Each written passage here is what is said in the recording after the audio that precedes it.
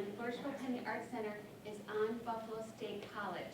So I also teach at Buffalo State College. I teach a graduate class in art education and museum studies. So because I am on the campus at the museum, I get to have my students actually come to the museum to hold my class. So sometimes we're meeting in a beautiful boardroom, sometimes we're meeting in a studio classroom, and a lot of times we're right in the galleries. And because of the galleries, that's what I want to show you today. I have my students learn how to guide a peer-to-peer tour with students at Buffalo State College or other colleges or other groups that come in particular to get a peer-to-peer tour. So I'm fine with interrupting with questions at any time. If I'm not clear, please jump in. I'm going to read a little bit because a chapter of a book came out a few years ago, so I'm going to read just a little bit from that. And then I'm going to show you one tour that happened last month with my students in October and go through that.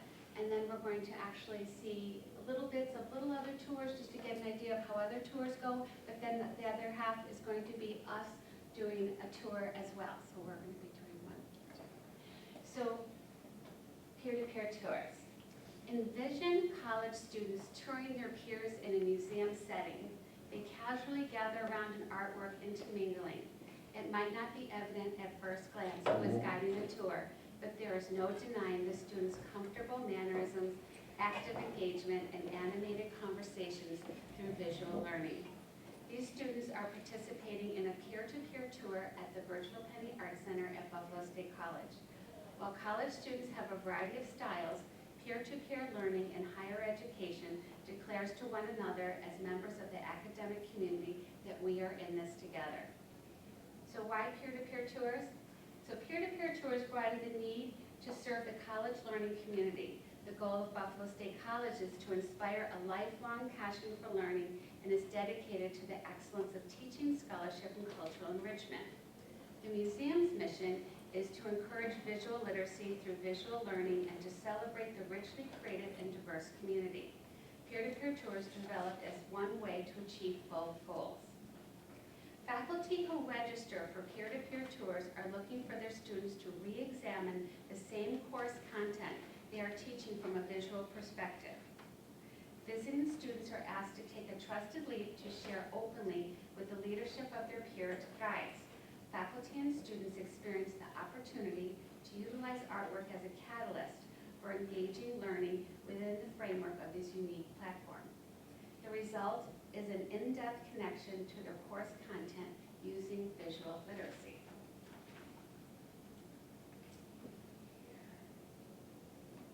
So why peer-to-peer tours? Graduate students enrolled in my classes, which are museum education, they study the artwork on exhibit, practice touring techniques, communicate using visuals while understanding the visiting class course curriculum. Visiting students experience a personalized tour conducted by peer guides who look at the artwork, ask pertinent questions, listen actively to responses, and engage their audience in visual learning. So 3 components of a peer-to-peer tour is the visual learning with the artwork on exhibition, and our exhibitions change all the time. So no one's getting the same tour, not every student's, each time they come in, if they come in for more than one peer-to-peer, it's different. The active engagement, because my students have to learn to have interactive tours. This is not talking to them and them listening. And then the content is always tied with the visiting class curriculum. So guides learn not to shy away from receiving a multitude of unsuspected answers and learn how to solicit individual responses to facilitate a deeper engagement with the artwork and course content and the subject. Having a conversation around a work of art is an authentic experience when delivered by a peer. These peer guides have a deep respect for the museum and the works of art. This is conveyed to the visiting class from the onset, which sets the tone for a non-judgmental tour with divergent opinions are valued. So what you've been seeing is just some images of some of the tours and some of the exhibitions. You can see different works of art. So I'm going to go through almost step by step of how my students arrive at this. So my students come to class. I have some art ed, some museum studies, I have some technology, I have creative studies. My class I'll take lots of different groups in, but I'm housed in the art education museum studies. And so when they arrive, we talk about what it's like to give a tour to your peers, and they're all panicked and nervous. And then we go down to the gallery, and casually, I just start giving them a tour and talking to them, and then pretty soon class is over, and then the next time I say, well, this is our group coming in. It's fashion students. How much fun can that be, right? So they're still very, very nervous, and we go back to the galleries. They collect and they collect each other, and then they look around and they go back together. My class is pretty tight, and they pick works of art that they feel comfortable and excited about. So with that, a week later, they've done some homework. They've sent me a little blurb about what they're going to be talking about and how they're going to interact and how they're going to connect it with fashion. And then we go back into a practice. And the practice is more of a critique, but it doesn't sound like that while we're doing it. So I don't like the word obviously. It is not obvious that you're looking at something. So we have to take that out of their vocabulary, which means that for the next hour, that's all they say, because we just said not to say it. So we do things like that. Also, when my students give their tours, one might be at this work of art in this gallery, and the next one might be the gallery over, or even two galleries over. So what is the linking sentence between the two, and how do you get them? You don't just say, okay, follow me. What are they going to do?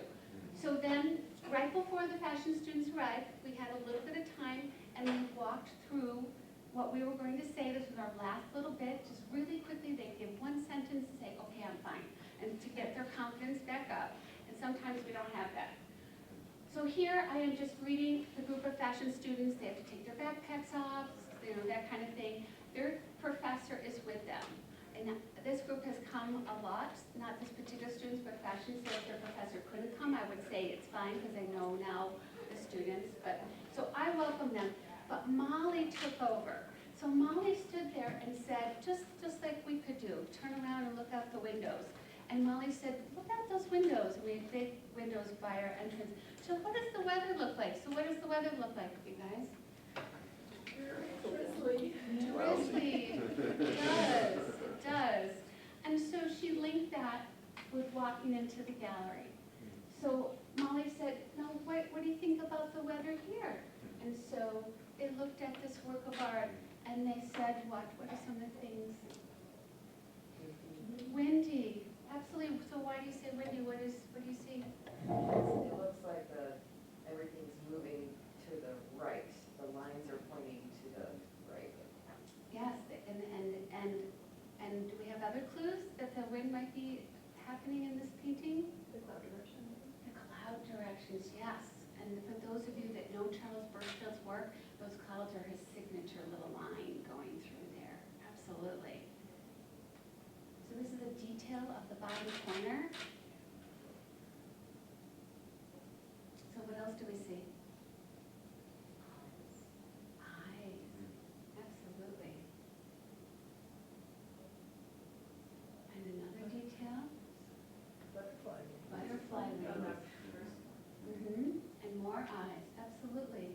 And Charles Burchfield was known for these great little lines too, just these lines that always kind of vibrate just a little bit. So the students were mentioning some of these things. They mentioned the sky, they mentioned the clouds, they mentioned the wind, and they mentioned the tree. And so they're looking at these. And then she said, I want you to close your eyes. Now, we just started the tour, and we weren't sure how this was going to go. She said, close your eyes, and some people put their head down, some people just close them. And if you want to do that in your seat, you can, or you don't have to. And she said, okay, I want you to picture yourself on a windy day, and you're outside, and you're walking through this building that you want to get to. And you're a few blocks away, and the wind is howling, and you have your scarf on, and it's super long, and you might be grabbing it. And then you might have your coat open just a little bit, and it's swaying in the wind also.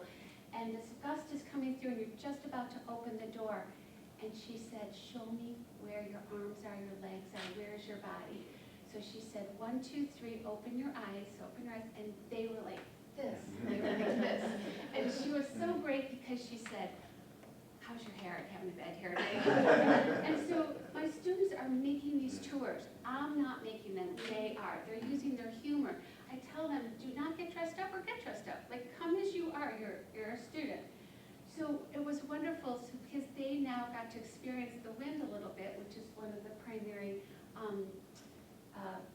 Burchfield's very into seasons, so this one with the wind coming through, but yet you might not notice a storm if you look at the beautiful butterflies, but up on top you would.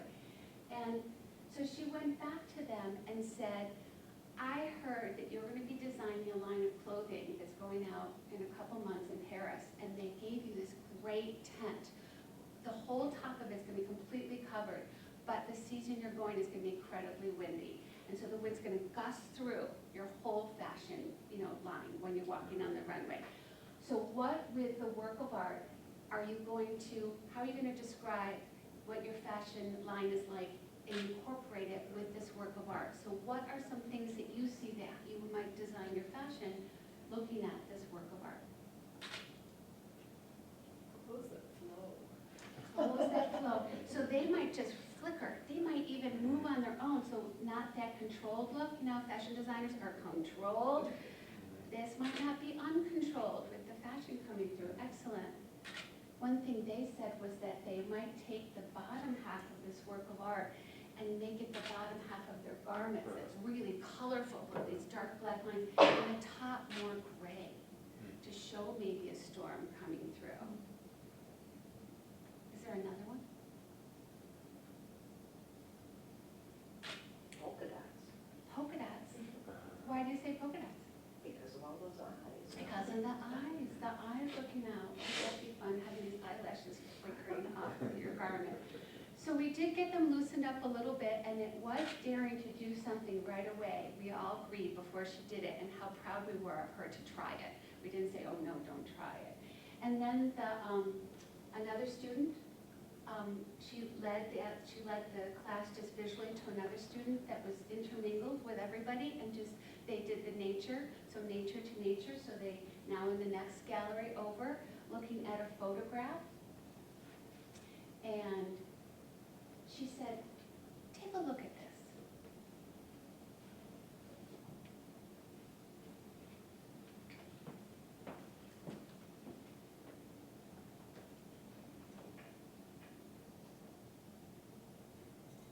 And all the words that are coming to mind, pick one. Select one word. Gray. Gray. Why do you say gray? That's just the overall sense of it. Like outside? Exactly. Tangled. Tangle. What made you think that? All the pieces of wood are just all tangled all together. I love it. And what about over here? Damn. Damp. Because of the swampiness? Yeah. What's another one over here? Soggy. Soggy. Yeah. It looks like it's been there a while. Yeah, absolutely. Dead. Dead. The trees could be not. You're not sure. Yeah, yeah. How about back here? Still. Still? Still, I'm looking at the glassy water. Yes, very much so. Absolutely. One more? Actually see pockets of life. Oh, the green. There is, I know you see them back. There's little pockets of green. And so what's so much fun is that when I first glanced at these works, I didn't see the green. And then when I brought my students over to see the work, they pointed it out. So these answers that you're getting is so much fun as someone that's the tour guide. You're not looking for the correct answer. So the students went around, and there was a group of them. So it sounded like this. So get your word ready, and we're just going to go around the room and don't explain. So Gray. Tangled. Still. Yes. Side. Damn. Green. Vertical. And so I call them like list poems. So it was just a way to get everyone involved. And because there's so many, we couldn't stop like we did today. And so, and then she did stop at a couple of them just to give that little break up. So she would go, ooh, you know, or something, and then they would go on. And then, so this is part of the group, and then she went and looked at it, and she said, you know what, the artist Janelle Lynch, this photographer, sees the central shape, which is a tree bent over, as a persona. She sees them as a person. She actually titles her work with the initials of the person that she is photographing. And none of this is manipulated. She's in nature with one of those huge cameras with that black overhead. And so then she went into looking at this persona, and what was the persona doing, and how was that persona dressed, and why. So one person said a dancer, one person said they're picking something up, one was a football player, you know, kind of this, whatever the stance is, and so it was great just to get, like, it's not obvious. If I'm thinking it's a dancer and you're saying it's someone picking up garbage and they're having overalls on because they're picking up garbage, I mean, it's a very different way of seeing the persona. And then they each got about 10 minutes with each artwork. Now another student picked the same artist, Janelle Lynch, and we just turned around. So now they had background on the artist, which doesn't happen sometimes and sometimes it does. And so we got to look at Michael's work of art that he picked out, again, this central figure.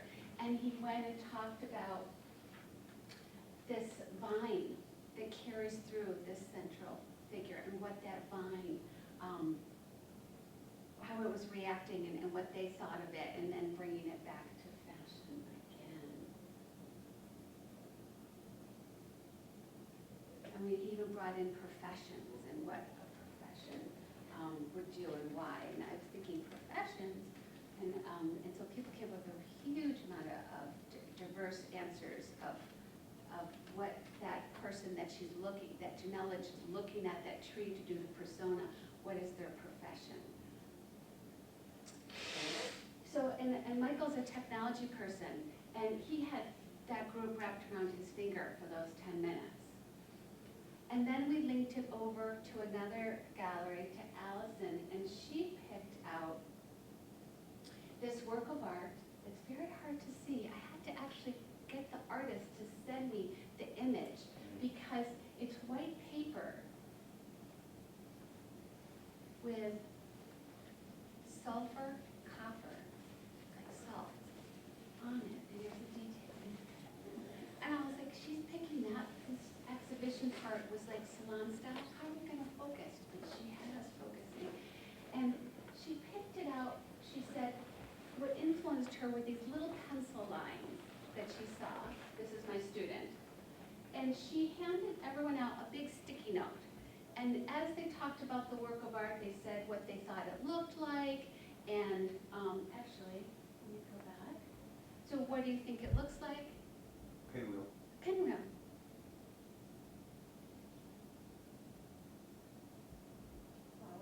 Flower. Paisley. A paisley.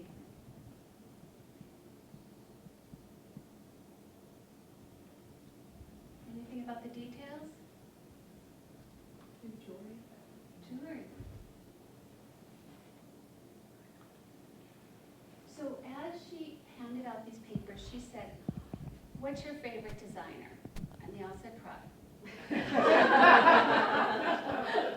So she said, well, Prada said that you are selected to design one garment using this artwork as your catalyst for designing it. So incorporate the artwork into your design. So they all were doing this spontaneously, leaning in each other's backs. It was quite cute.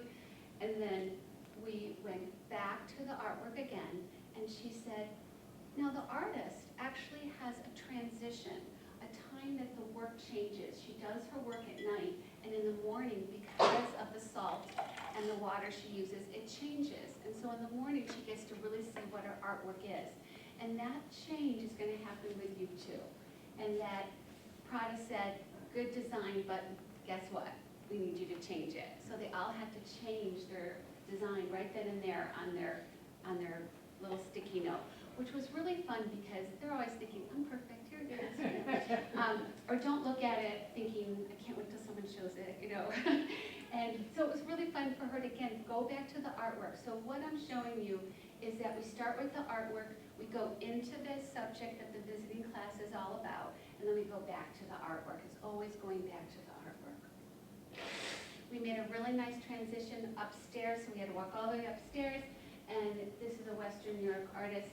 Just this little white piece that you're seeing on the wall is wood, and Jessie is, she talked about Jessie, well, first of all, she said, I'm going to talk about accessories, and so she did this work about accessories and how you can have two things. You can have a scarf that also is a hood, and what else could you have with that, influenced by the work she was doing. But she also talked about Jessie, he's very young, his parents actually built a log cabin out in the middle of nowhere when he grew up, and that's how he got brought up with no running water. He had an outhouse. He was showing us pictures, and that just doesn't happen anymore, you know. And so for him in this different culture, so when Jessie makes these wood pieces, he touches them actually when he makes them. He's very, very tactile. So it's really interesting to do like design with this tactile. So right behind them was another work of Jessie's right here. And what I want to show you is just a detail of this work. And when the next person, Adam, took over with this work of art, he talked about how this work could be shrunk. It was, let's say, about this big on the floor. How it could be shrunk, and if it was so tiny, how in fashion could that influence you? Would it be a brooch? Would it be something that became part of the tip of a shoe coming off? And when he stood around the work of art, everyone made a great circle. Now, that's like a perfect situation to look at a work of art, is in this great circle, and the curators don't think of this, but when you get to that point and you say, oh, that's how they did their show, it's like a great place to gather everyone. And Adam also said, let's make it huge. Let's make it as big as this room. So how would that be if that was a runway? How would you walk through? And again, that wind whipping through an outfit and how long it might be, it might get tangled. And is that part of your look then, that it does get tangled? And one thing I wanted to show you, so Adam's here gesturing with his arm. He has a woman next to him, crossed arms, looking right at him. Another woman with her hands down, looking right at him. So one of my students was photographing this, and look what happens the next second. So Adam now has his hands behind. She still has her hands crossed, but her eyes are back on the artwork. And she is now having her arms crossed, very much contemplating what is being said. That couldn't get better. I mean, that's exactly what you want. And they were right there with Adam as well. And they learned that they have to project their voice. They learned that they can't say They learned that they can have an index card, but try to keep it in your pocket, because that's like their safety net. And they all know that we're there to help them. The other students that are all gathered around, because you don't know who's who right here, we're here to make sure they all succeed. We're not here to say, oh, I did better. This doesn't happen in my class. And then we're thinking of this very, very large structure. We transitioned over to the end of the tour where there was this large, large installation, Talking Tea. And the woman, Barbara, oh my gosh, she fell in love with this work of art. She said in her reflection that when she looked at this work of art, she thought of the peacefulness, that slowing down you get when you go into this installation. And that it was completely made of tea bags. And that tea was very respectful. And she saw that it was, you're respectful, you're slowing down, you're in your private space. It brought her also to feeling like, when do you get to be with someone that you're private with? When do you get to be with that one that you, and she used the word lust over, and that you're in love with? And the girls and the guys in the group were eating this up. She had them listening, like even at the end of the tour, to every word she said. And these are some details of the tea on the tea bags. And Barbara said, what would happen if you designed a work of art, designed a garment that was very, very intimate, and looking at this, and what would be very lustful? And one woman immediately in the group raised her hand and said, I would make it a sliver of my shoulder showing. And I loved that they weren't thinking these absurd things. It was very beautiful. As Barbara wrapped up her tour part, she said, we're going to ask you to go downstairs and, this is Barbara again, go downstairs and fill out evaluation forms. And as, this is us walking downstairs, and as you leave, after your evaluation, we're going to give you some tea to have sweet dreams tonight. And they are like, oh, melting. So it was, and we're on our feet for the whole hour, as a tour is, and you can absolutely tell when someone's getting tired. And there wasn't that tired feet. And that's really a good way of saying that they had them captivated. So they fill out evaluations. There's only 3 questions on them. One is, how did this connect? What's one thing that connected with your own coursework? So they can give an example. Second question is, what was your aha moment? What's that one thing you're going to walk away from you're not going to forget? And 3 was, what else do you want to say to the guys? Because they were your peers. So just 3 very simple questions. So I picked out just a couple from their list. So this is actually what just came about a couple weeks ago. So the reflection from the visiting class, so these are the fashion students. They said to hear others' insights, views, and creative ideas. It was very inspiring to look at things in different perspective. You can take a picture and analyze it and get inspiration to create. And then my guys have to write a small, very small, but reflection paper. And so I pulled out a couple of things that they said, listening to different perspectives. That's exactly the first one that here, to hear other people. So that was great. Effectiveness in speaking, volume, tempo, and tone. That's wonderful because they have to know, my students, a lot of them are going to be teachers or in museums. You have to know how your body's working, how your voice is being portrayed, how many times are you flicking your hair. Plan to implement the techniques learned into the classroom. That was great. One of my teachers, one of my students that's also a teacher, already started doing this already with his students, and really shifting the way he's teaching just a little bit was fantastic. And the whole class effort tied together the supportiveness of it. I think that's really important that you don't feel like you're out there. Because these are, I do not call them docents, I call them guides, because they're not docents, they're just guiding one group. So the peer-to-peer tours. So peer-to-peer tours are examples of innovative learning in museums. The tours foster relationships with faculty across disciplines which support the integration of museums' resources into their teaching. A range of disciplines have participated in peer-to-peer. So I've been there about 5 years, so I'm going to list a few of those for you. So tours including art education student teachers, computer applications, elementary reading and writing, emergent literacy, fashion forecasting, literature, mechanical engineering, technology, social studies.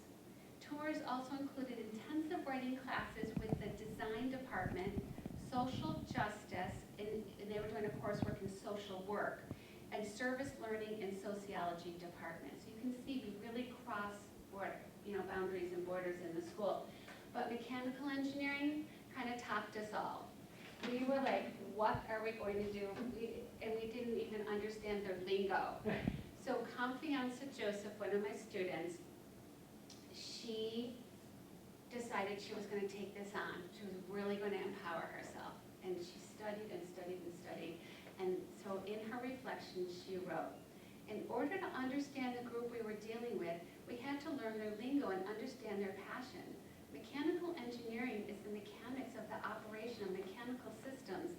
It uses the laws of physics and applies to different systems to analyze performance. Mechanical engineers look at energy, which can be motion, light, electricity, radiation, or gravity, to create mechanical systems. And that they are looking at blown up music scores that have a lot of math in them. Everything is related to everything is related, and one off-molecular particle can throw the whole machine off. The same can be said for art.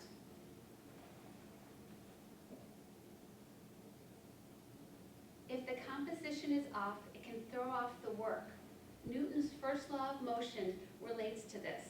One student said that if the force changed the composition of the artwork, it would be like a family losing its balance. And that was the work of art that they actually looked at when he was commenting on that.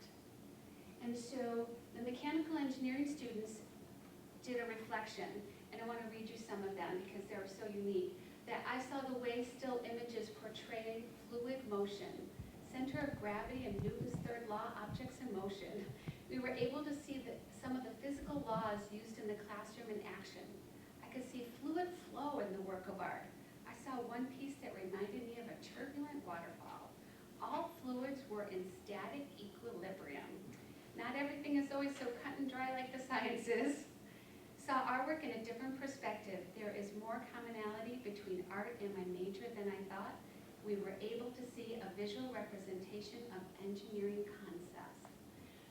Now, these students were mad at their professor for telling them they were going to miss a class and go to the museum. And he was like, we're doing it. And they got there, and confianza, because she had studied what they had learned in our learning and brought it right in, she had them right away. In her introduction, she used the lingo, and you should have seen the guys looking at each other. So great. So one of my students had made up his own tour. He did a peer-to-peer. He had a really good time doing it, and he's from China, and he called his tour 1300 Elmwood, which is the address of Buffalo State College. And what he did was he asked if he could do a peer-to-peer tour to the international students on campus, because he felt like he could show that we go through the same thing, that all these international students go through the same thing. It's hard to adjust to a new place after traveling for hours, speaking a foreign language, navigating a new home, and feeling a little homesick.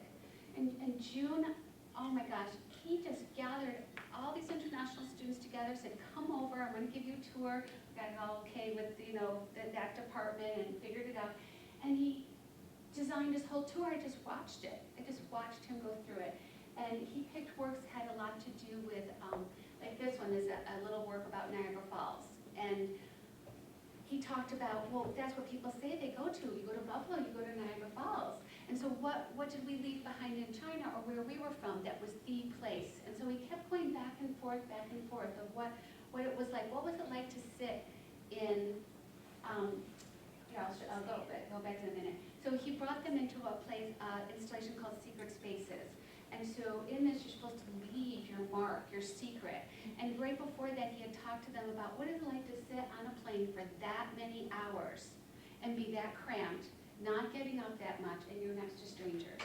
And so they had secrets, and they could add their secrets to this wall. So he brought in their experience, his experience, all together with the tour, and I don't think any of them had been to the museum before this. And then near the end of the tour, he brought them to this work of art, which, I'm going to show you, is a suitcase that was suspended from the ceiling, and you can see it's like burnt out and old looking, and it's kind of pulled apart, and there's a little house inside of it. And he said, you leave your house to come here. And my mother, June, this is the guy, said, she gave me a jar, a little jar full of dirt from our home, from our backyard, and said, this is home, and you keep it with you, because this is who your home is. And he knew that he, after going to school, grad school and so forth, he would go home. He wasn't allowed to stay in the States. Which was really, like, and then the other kids started talking about what they have near their desks that their parents had given them. And so here, this unique situation really opened it up, and he brought everyone together. It was really quite nice. And so any questions so far? Were the international students part of the class, or were those just international students on campus that decided to go to the art gallery for this tour? Correct, the second one. They were just students on campus. We went to the international department, and I met with the professor that kind of runs it, and he said, I like it. You had, yes, he kind of said censored it. He said, yes, you can put something out. So June actually designed a little flyer that went out, and it looked like airmail, you know, like he was sending something airmail, and that's how he made it. And then the address was 1300 with this address of the school. Thank you. Anything else? So the next part that I'd like to go through is a tour that my students designed, and it was building a character, like in a book, like a character in a book, through the artwork. So I'm going to do the process with you. So take a look at the work of art.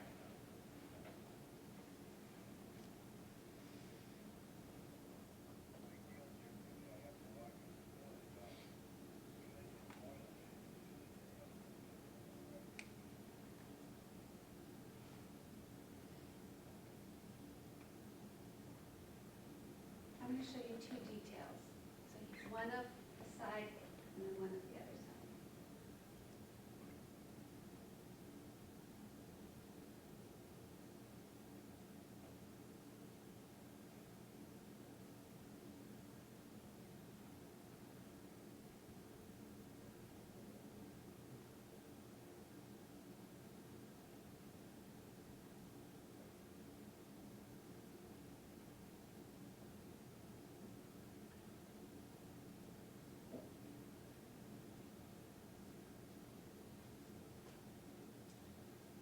Now, when my students designed this tour, they had a couple different works to pick from, so it's a larger group.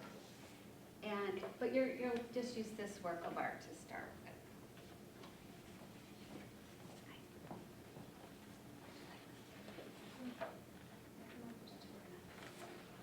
Thank you. Oh, hi. So when you pick and design a character, it doesn't have to be a person. My students had students picking characters and developing characters that were spacemen, 120-something years old. One was a bruise on a face. They saw a bruise on a face in a painting that we're using. One was a skeleton. So you can develop your character any way you want. So what they did with, with their visiting class, which was a writing class, they just said, fill out as many of these as you want. Does your character have an age, a gender, a height, a weight, a hairstyle, any particular clothing, occupation? And then when it says character's name, I want you to stop. So don't go any further. So why don't you look at this work of art and start designing your character?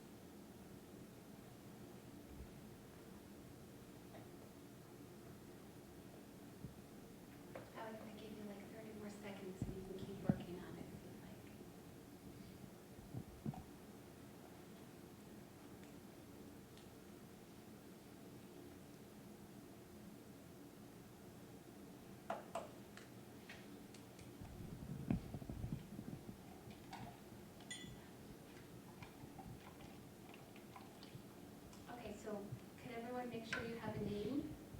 Stick down to that if you don't yet, your character's name.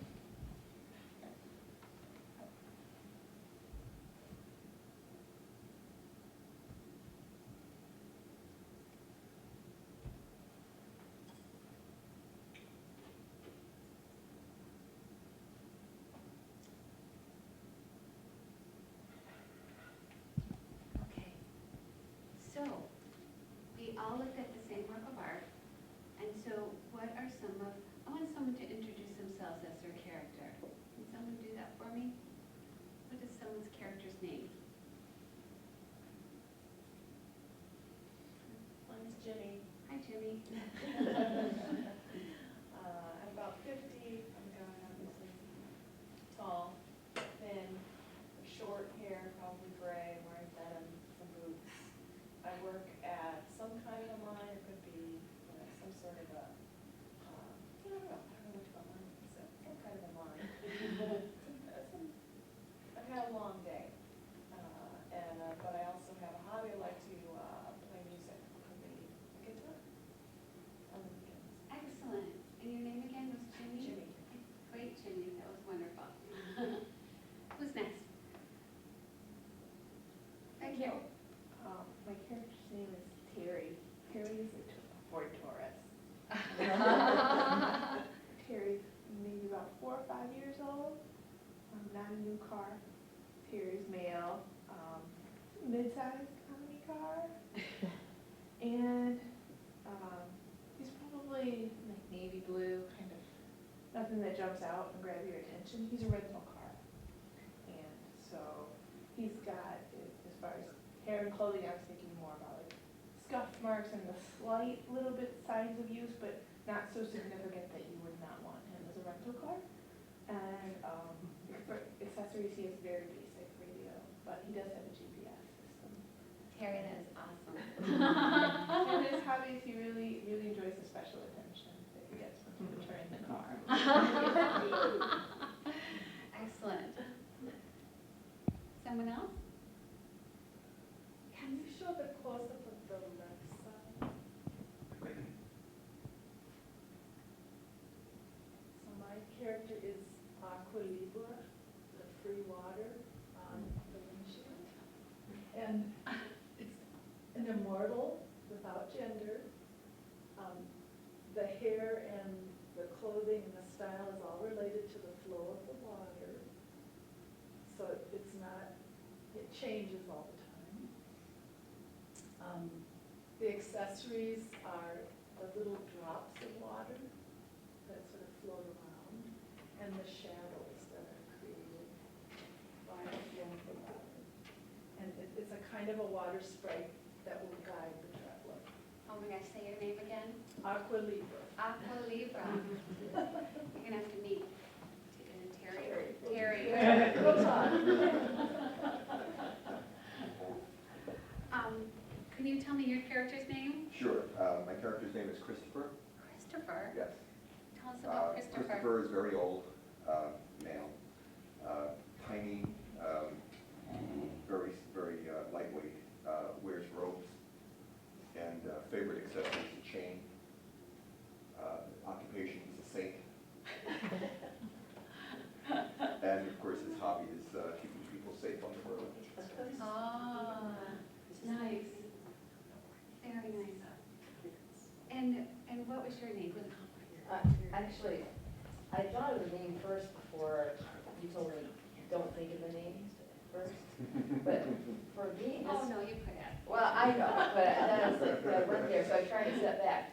But the name that came to mind for me was Johnny Cash for this. And so, because there's this phrase that has been applied to him, steady as a train, sharp as a razor. And like that road is just it's just going, and it's steady, it's just going.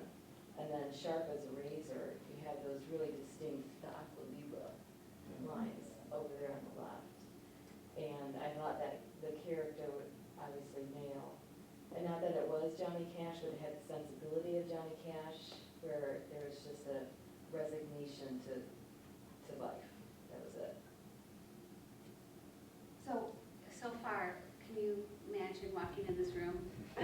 coming up with this. This is what the writing students needed. They needed to be able to look at a work of art and just start taking these personas out and these characters. And they had a room that one of the works, it was called 3D Wit, so it was kind of weird. And one of them was just a stick. And I was like, oh, no one's going to pick that. It's just a stick on the wall. They're never going to see it. And people were picking this stick. And it was just so much fun to see how you can start growing what you see as writing and what these students, they're going to be teachers at one point.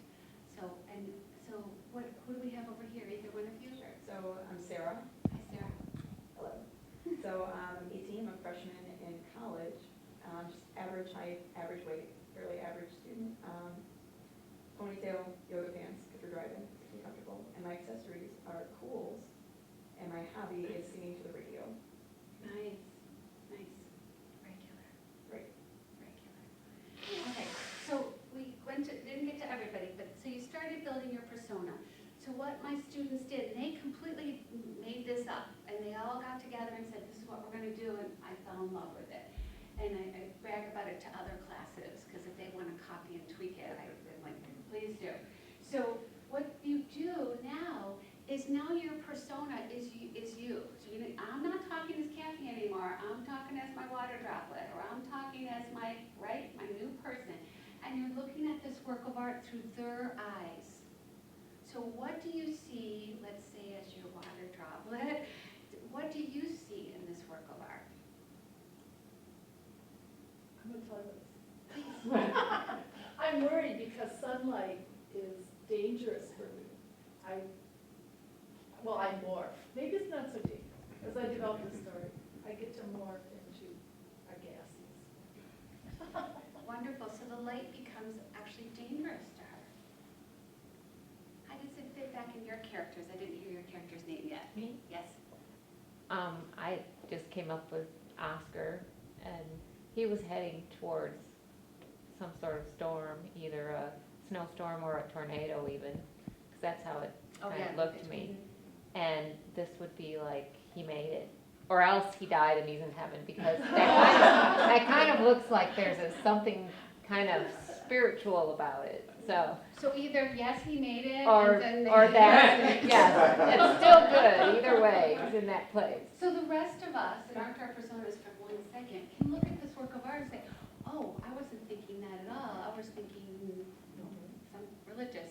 And now you're seeing it differently because of your persona talking. Now you could be saying something else as well. You could be saying, what is your actual name? Amy. Amy.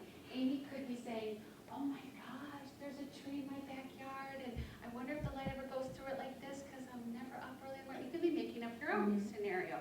But it's so much fun now because now it's your persona making this up. So, and I didn't hear yours either, did I? No. What was the name of your character? What is it? Terry. Terry. Oh, you're Terry.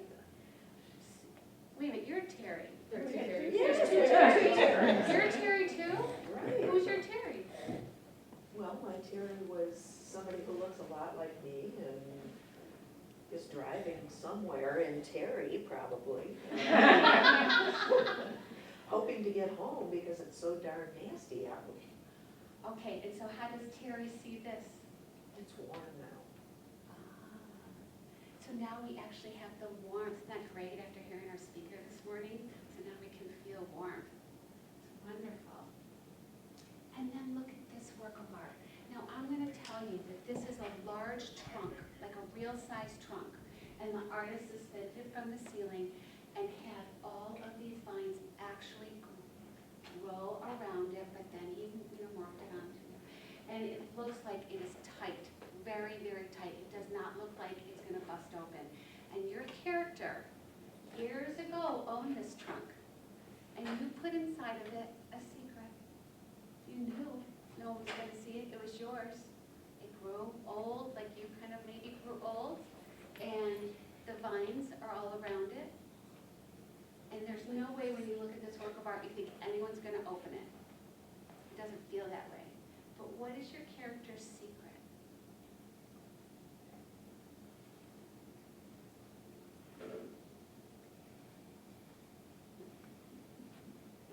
Do you want to say that? My character Tsutsu. Tsutsu, and Tsutsu is a rain dragon. And he is 33 foot long and weighs 3,300 pounds and has red tangles for hair and silver whiskers. And his hobby is inclement weather. And so his secret is he doesn't like to get wet. Nice. Good sense of humor. Somebody else? Yes? So Sarah's family doesn't know that she smokes because she picks up bad habits at college. So they cautionary tale. While she's listening to the music, but While she's she's listening to regular. Yeah, so she's just fairly nondescript. So as she's driving home, she's enjoying her last cigarette, but it's raining, so it's not great. And then when she gets to see this tree in the previous slide, that's the place on her family's home where she knows that no one ever goes because her family's outside. So that's where she smokes and hides. So now the writing teacher, the writing professor is seeing the students building their character. So when you build your character, you know, even if you take this to K through 12, you build your character usually by the visuals, you know, what's their hair, all this, but then you can get into some of their other layers. What is a secret that's going to be pulled out of them, and then they can, you know, build on that. Oh, beautiful detail. And then this was in the 3D WIT exhibition, and this is a sculpture that stands about this high. And what you're looking at is little sticks all together with twist ties. So it's like a basket weaving technique, kind of contemporary. And on top, it's woven into words. Can you tell one of them? Bacon. Bacon. There's another one there. One. Actually, cake. Okay. Cake. Oh, okay. Bacon, cake, beer, and there's one other word on there. All the food groups, this artist said. And so it was a humorous exhibition. So I'd love you to fill in something humorous about your character or a favorite food.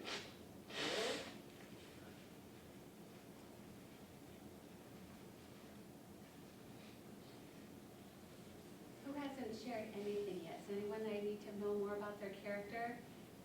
Something humorous or favorite food? Everyone, what was your favorite food? Oh, I was going for the birds. What were you going to say about the birds? Well, meaning that would have been my favorite food, you know. Oh, the birds would be your favorite Bird. Whoa, that's a dragon, you know. food.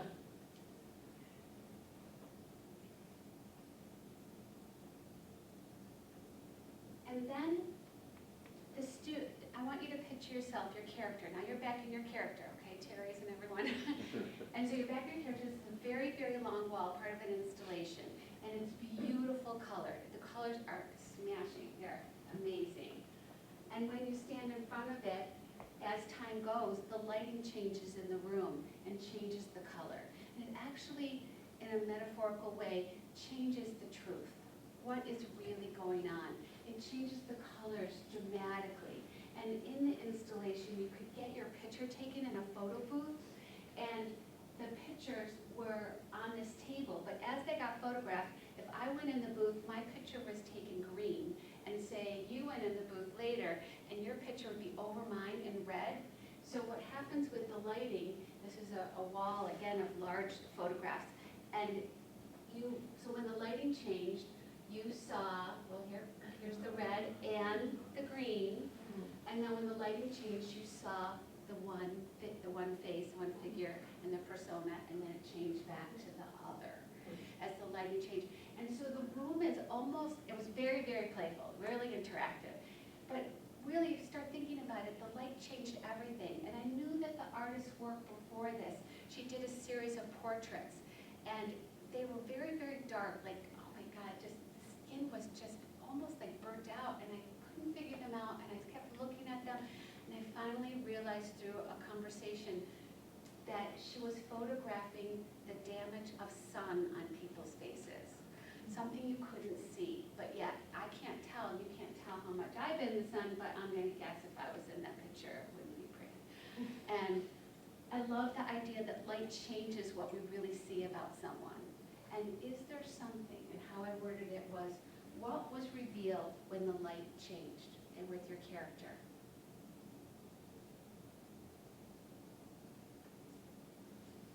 So what gets revealed with your character if you were in that room when the light changed?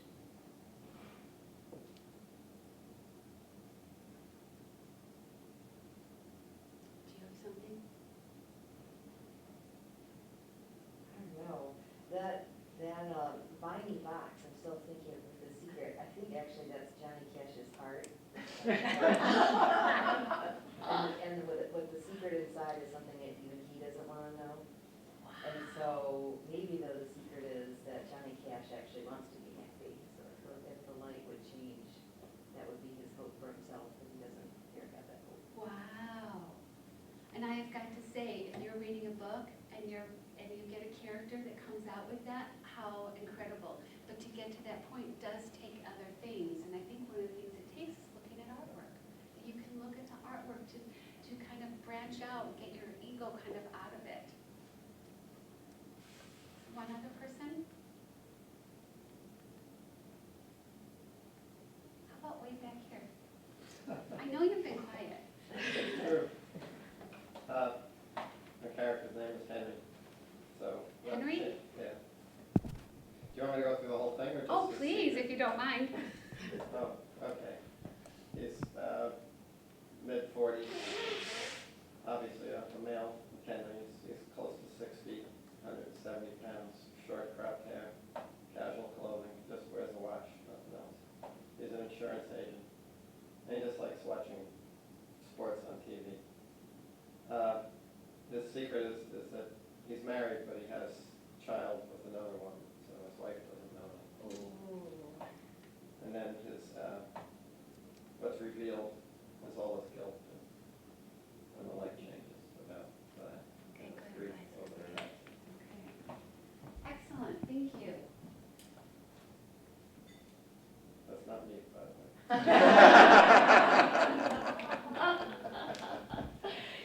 So I want to end with a little bit of reflection and on the learning outcomes.